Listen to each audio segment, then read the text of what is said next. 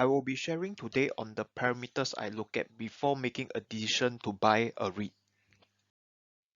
Just a disclaimer, this is not investment advice. The 5 points I look for in a REIT is shown below. They are the gearing ratio, the distribution per unit, the interest coverage ratio, the price book ratio, and the distribution yield. Do note that we should not view these points in isolation. They must be assessed together before making a decision if we were to buy a REIT. If you are familiar with the 5 parameters, my personal preference of the parameters is shown on the table on the right, and you can stop watching the videos here.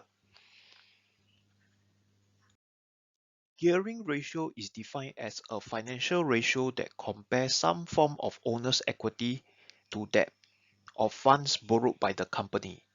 It indicates how leveraged a company is. With this ratio, we will understand how much more loans the REIT can take. Singapore REIT's current leverage limit is at 50%. This is an example of the REIT's gearing ratio. First REIT will have issues taking loans as its gearing ratio is 49%, which is very close to Singapore REIT's leverage limit of 50%. With this understanding, I won't be considering to buy first REIT. The distribution per unit, or DPU, is defined as the distributable income divided by total number of shares. When assessing if a REIT is viable, it is important to note that the DPU is rising over time. We have Mapletree Industrial Trust as an example here. From FY11 to FY21, we can see that the DPU, as shown by the red dotted lines, is in an uptrend. With this in mind, Mapletree Industrial Trust is definitely in my watch list. In contrast, OUE Commercial REIT is an example of DPU falling over time. The interest coverage ratio is a representation of how many times the REIT can pay its debts using its earnings. The table below shows the interest coverage ratio of various REITs.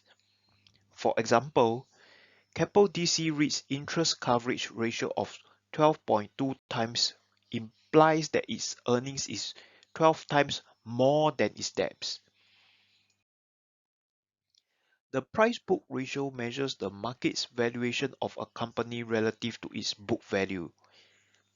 It gives an idea of how cheap or expensive a REIT is based on its current price versus the net asset value.